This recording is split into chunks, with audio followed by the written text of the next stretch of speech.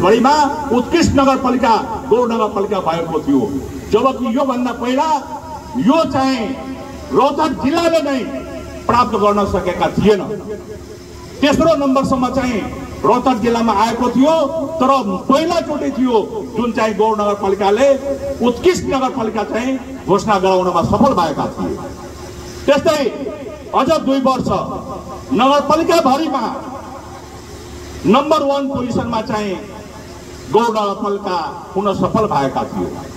त्यस्तै नेपाल अधिराजभरिमै सामाजिक विकास क्षेत्रतर्फ गौर नगरपालिका पहिलो स्थान प्राप्त गर्न सफल भएका थियो र त्यसमा म सम्मानित पनि भएका थिएँ। यहाँ उपस्थित जनसमुदायमा म जानकारी गराउन चाहन्छु। यो सामान्य कुरो होइन। यो तपाईँ चाहिँ गौर नगरपालिकाबाट बाहिर जानुहोस् र गौरको विषयमा सोध्नुहोस्। तपाईँ गौरको विषयमा जब सुन्नुहुन्छ तपाईँको सिना 2 इन्चीदेखि 4 इन्चीसम्म चाहिँ बढ्नेछ। यति मर्यादित हिसाबले गौर नगरपालिकालाई नाम लिन्छ। हामीले जति योजना काम गरायौं अब त्यो सबै हामीले भन्दाखेरि सबै हामीले लेख्नु पर्छ। हामीले महादोपट्टीमा पनि विवाह भवनका काम सञ्चालनमा ल्याएका छौं, त्यो पनि अब अन्तिम चरणमा छ। यो वर्ष चाहिँ हामी त्यो सञ्चालनमा ल्याइसक्छौं। यहाँ चाहिँ संस्कृत विद्यालय, अब संस्कृत विद्यालय बनाऊ, गुरुकुल विद्यालय बनाऊ, त्यसमा चाहिँ धर्मको पढाइको निम्ति हामीले जुद माविको दक्षिण साइडमा त्यो पनि काम अन्तिम चरणमा छ। त्यो पनि अब शिक्षा प्रेमीहरू जीवसँग चाहिँ सल्लाह विचार गरेर त्यसलाई चाँडै चाहिँ हामी आउने यो चाहिँ 82-83 नै सञ्चालन गर्नेछौँ भनेर यहाँहरूलाई म जानकारी गराउन चाहन्छु। संस्कृत विद्यालय यहाँ चाहिँ हाम्रो चाहिँ धर्म सम्बन्धी पठन पाठन यही चाहिँ हुन्छ। तपाईको पुडेनमा एउटा ठुलो चाहिँ हामीले धर्मशाला बनायौं, त्यसलाई धर्मशाला पनि भन्न सक्नुहुन्छ, सार्वजनिक भवन पनि भन्न सक्नुहुन्छ। प्रवेशद्वार तपाईको सिसुवामा बनिरहेछ, त्यो चाहिँ तपाईको अधुरो छ अहिले। त्यस्तै वडा नम्बर 5 मा तपाईको झुलङ्गे पुल बन्यो, जुन चाहिँ झुलङ्गे पुलको गर्दाले गौर नगरपालिका तपाईको ब्ल्याक लिस्टेड भएको थियो। म आए उपरान्त ब्ल्याक लिस्टेडबाट नाउँ हटाएर अनि त्यो मैले योजना सम्पन्न गराएका थिएँ।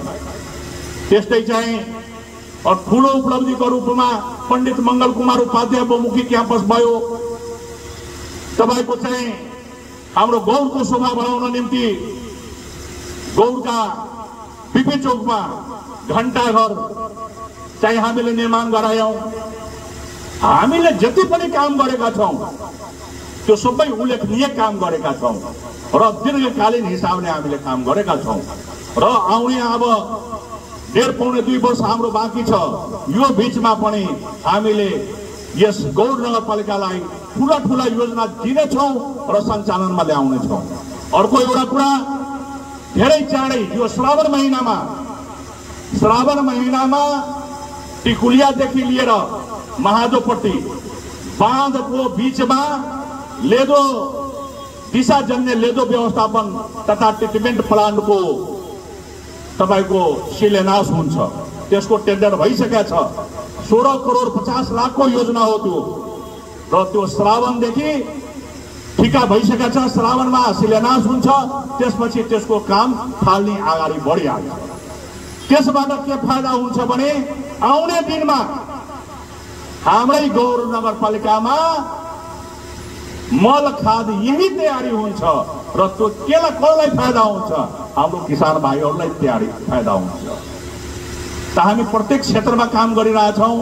जुन विश्वासको साथ तपाईहरूले हामीलाई मौका दिनुभयो त्यो अनुरूप हामी अगाडि बढिरहेका छौँ। एउटा कमी बेस भइरहेछ, वाडामा चाहिँ घुमाइ कम भइरहेछ। अब काम गर्नु छ भने घुमाइ अलिक कम भइ नै हाल्छ।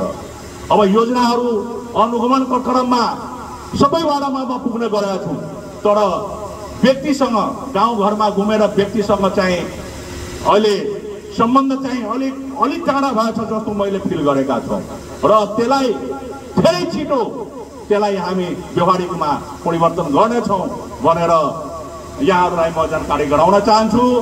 अब यहाँहरू आफ्नो अमूल्य समय यहाँ दिनुभयो र गौर नगरपालिकाका नगर अधिवेशनमा आएर शोभा बढाउनुभयो, यसको लागि म मुडी मुडी धन्यवाद दिन चाहन्छु। साथै यहाँ सबैसँग म अपेक्षा पनि लिएका छौँ, आउने दिनमा पनि तपाईँहरूको माया प्रेम स्नेह यस्तै मिलिरहोस्, यो म विश्वास लिएका छु। अब यही भन्दै अब आजको कार्यक्रम यही समाप्त हुने घोषणा गर्दछौँ। नमस्कार, प्रणाम, अभिवादन।